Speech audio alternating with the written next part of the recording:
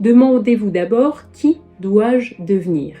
Vous connaissez sans doute des gens qui font tout ce qu'il faut et qui pourtant ne parviennent pas aux résultats escomptés. Pourquoi cela? Si l'on veut obtenir plus, il faut devenir plus. Bienvenue sur ma chaîne L'Attraction et moi. Si vous ne me connaissez pas, je suis Julie. Sur cette chaîne, on parle loi de l'attraction et développement personnel. J'ai créé cette chaîne pour vous aider à transformer votre vie pour le meilleur. Aujourd'hui, j'ai décidé de reprendre cette chaîne que j'avais créée il y a quelques années. J'avais fait quelques vidéos et puis je l'avais laissée tomber parce que je m'étais lancée à fond dans des projets personnels. Et je l'ai redécouverte il y a quelques jours en voyant que j'avais eu des commentaires. Donc je remercie déjà les personnes qui m'ont laissé des commentaires. J'ai investi dans un micro d'ailleurs parce que j'ai vu que certaines personnes disaient que le son n'était pas très bon. Et c'est vrai qu'à l'époque, je faisais ces vidéos assez rapidement, voilà, parce que j'avais envie de partager mon expérience personnelle, notamment avec la loi de l'attraction. Et aujourd'hui, j'ai décidé de refaire partager ça parce qu'il m'est arrivé depuis plein de choses extraordinaires.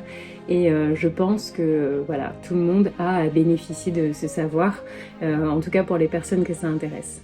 Aujourd'hui, j'ai envie de vous parler d'un sujet qui est parfaitement en lien avec cette période de l'année. On arrive bientôt à la fin de l'année 2023 et ça va être l'occasion, alors je ne sais pas si vous aimez faire ça, mais moi j'aime beaucoup en début d'année me créer de nouveaux objectifs pour que l'année suivante soit mieux ou encore meilleure si l'année précédente a été bonne. Voilà, et donc du coup j'avais très envie de fixer mes objectifs 2024 avant cette fin d'année 2023 pour ne pas commencer 2024 en me disant bon, c'est quoi le but cette année, qu'est-ce que je fais? Non, j'ai envie de les travailler maintenant et je vous encourage aussi, si vous avez envie de vous tourner vers de nouveaux projets ou de vous dépasser dans les projets dans lesquels vous êtes actuellement, à fixer vos objectifs. Le but de cette vidéo aujourd'hui, c'est de vous dire comment moi j'aime fixer ces objectifs et qu'est-ce qui fait que je suis très confiante après sur la façon dont je vais pouvoir les atteindre. La première chose qui est importante pour moi sur les objectifs, eh bien, c'est de pouvoir déjà les déterminer clairement. Je pense que je l'avais déjà dit dans mes vidéos précédentes et si ce n'est pas le cas, je le dis ici, c'est très important pour votre esprit, pour votre cerveau, de savoir exactement ce vers quoi vous allez vouloir aller. Si vos objectifs ne sont pas clairement définis, vous n'allez pas réussir à les atteindre. Ça va être beaucoup plus compliqué. Si vous les déterminez clairement et que vous les écrivez, je vous invite vraiment à les écrire dans votre petit carnet d'objectifs ou bien même sur un fichier que vous avez créé sur votre ordinateur, ça va être beaucoup plus facile de les atteindre. Et soyez le plus précis possible. Qu'est-ce que vous voulez atteindre? À quelle échéance? Pourquoi? Qu'est-ce que vous allez retirer de cet objectif si vous arrivez à l'atteindre? Qu'est-ce que ça va apporter dans votre vie? Pourquoi est-ce que vous voulez atteindre ces objectifs-là et pas d'autres? Qu'est-ce que ça va vous apporter en termes d'épanouissement, de bonheur? Pourquoi est-ce que vous avez choisi d'atteindre ça? Est-ce que vous le savez clairement? Et si vous vous obligez à l'écrire, ça va vous obliger à y réfléchir et à être vraiment concrète dans votre esprit sur ces objectifs-là, le choix de ces objectifs. Voilà, là on est à 2 semaines et demie d'une nouvelle année. C'est vraiment le moment idéal pour pouvoir fixer ces nouveaux objectifs pour l'année prochaine. Il y a un livre que j'aime beaucoup, que je lis en ce moment, que je n'ai pas terminé d'ailleurs et je prends vraiment plaisir à lire tous les soirs, qui s'appelle L'effet cumulé. L'effet cumulé, c'est un livre de Darren Hardy dans lequel il parle notamment du pouvoir, justement, comme son titre l'indique, de l'effet cumulé, donc c'est-à-dire le fait de répéter plusieurs petits gestes et en fait le cumul de ces petits gestes va avoir un impact considérable dans votre vie. Donc ça peut être par exemple des personnes qui vont chaque jour grignoter un petit peu, mal manger et puis voilà, finalement au bout de quelques années on voit qu'il y a une différence considérable entre 2 amis, l'un qui a pris de bonnes habitudes alimentaires depuis très longtemps et l'autre qui s'octroie régulièrement des écarts jusqu'à ce que au bout de 15 ans ça lui cause un embonpoint conséquent. Voilà, ça c'est un exemple parmi tant d'autres. Mais si j'avais envie de vous parler de ce livre aujourd'hui, c'est parce qu'il y a un passage sur la détermination des objectifs qui m'a beaucoup marqué. En fait, Darren Hardy, dans ce livre, il dit « La plupart des gens, une fois qu'ils ont fixé leurs objectifs, ils vont se demander comment les atteindre. » Ce qui paraît logique en soi. Ce n'est pas une mauvaise question, mais ce n'est pas non plus la première qu'il faut se poser. Là, je le cite, « Demandez-vous d'abord qui dois-je devenir ?» Vous connaissez sans doute des gens qui font tout ce qu'il faut et qui pourtant ne parviennent pas au résultat escompté. Pourquoi cela ? Si l'on veut obtenir plus, il faut devenir plus. Et là, il prend pour exemple le fait qu'avant de rencontrer sa femme, il avait listé sur son carnet, il avait noirci 40 pages de son carnet en décrivant très précisément quel genre de femme il avait envie de rencontrer, avec qui il voulait faire sa vie, les qualités qu'elle devait avoir, etc. Et une fois qu'il a fait ça, il s'est posé la question, mais en fait moi, est-ce que je détiens toutes ces qualités que j'aimerais, que j'attendrais de ma future femme, de ma future compagne ? Et là, il s'est dit, ok, si je veux avoir une femme comme ça dans ma vie, il faut que moi-même, je possède ces qualités-là. Il faut que je sois à la hauteur de la femme que j'espère avoir dans ma vie. Et en fait, ça, c'est valable pour tout.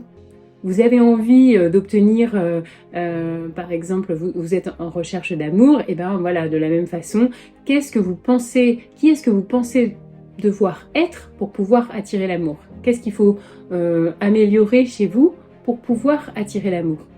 À l'inverse, un autre exemple, vous avez envie d'évoluer dans votre carrière, et bien quel comportement devez-vous avoir dans votre travail pour évoluer, améliorer votre carrière, pour aller chercher le job de vos rêves, la réussite professionnelle rêvée ?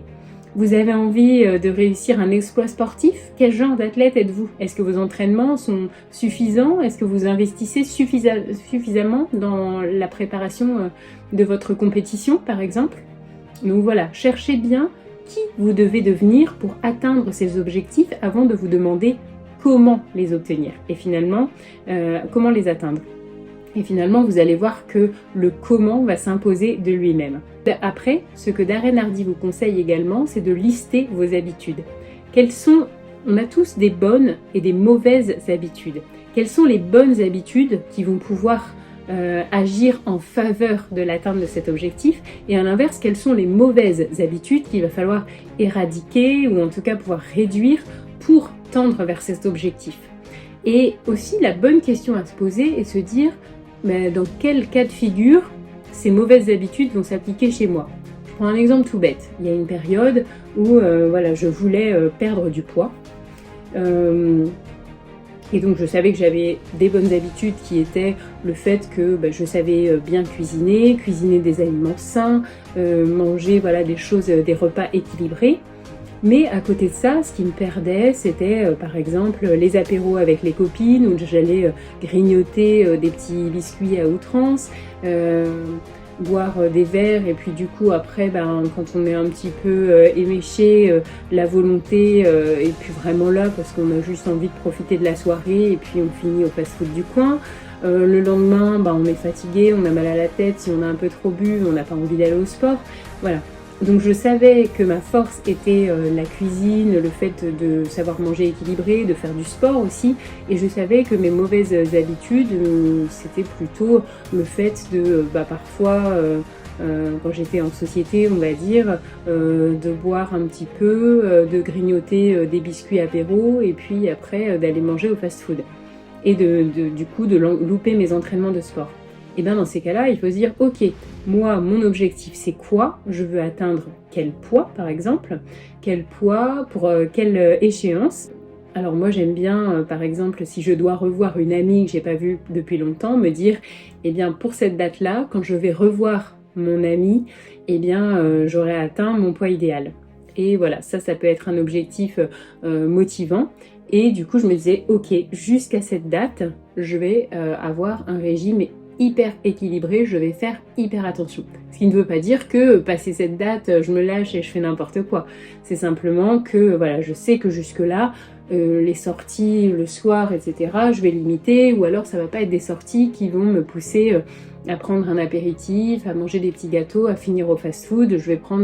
Bien sûr que je vais continuer à voir mes copines, mais par exemple, je vais prendre mon repas avant d'aller les retrouver. Je vais peut-être faire en sorte de les voir plutôt en allant au cinéma ou aller chez elles, etc. Mais pas forcément dans des circonstances où je vais boire plusieurs cocktails. Et puis voilà, donc c'est ce genre de choses que vous pouvez mettre en place et qui s'appliquent à tous les niveaux. Une fois que vous avez établi quelles sont vos forces et quelles sont les habitudes à gommer ou à améliorer, ça va considérablement vous aider. Après, pour moi, personnellement, ce que je viendrais ajouter à ce que Darren Hardy dit dans son livre, c'est la question du planning. Pour moi, le planning, c'est hyper important. Donc, j'adore me mettre des plages dans mon planning pour me dire, ok, là, je travaille sur tel projet, je le mets dans mon planning, à telle heure, tel soir, je vais faire mon entraînement de sport, tel soir, je vais travailler sur tel projet. Parce que en fait ça vous cadre. Si vous ne le faites pas, je discutais hier avec une très bonne amie qui me le redisait encore, si vous ne le faites pas, vous aurez toujours une tâche plus prioritaire. Par exemple, dans mon cas, je suis mère de famille, elle me disait, tu auras toujours une machine à laver à faire tourner, un petit coup d'aspirateur à passer, et qui viendra toujours en priorité avant les projets que tu t'es fixés pour toi. Donc mets-les dans ton planning et au moment où tu dois les faire, il n'y a plus que ça qui compte.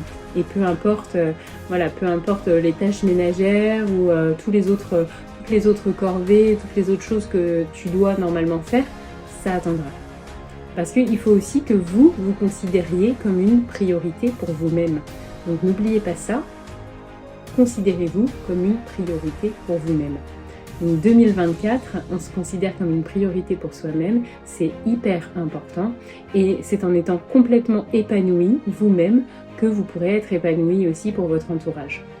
Donc fixez-vous vos objectifs, voyez quelles sont les habitudes qui vont vous aider à les atteindre, celles à l'inverse que vous devez essayer de supprimer ou de réduire du moins, voyez qui vous devez devenir pour atteindre ces objectifs.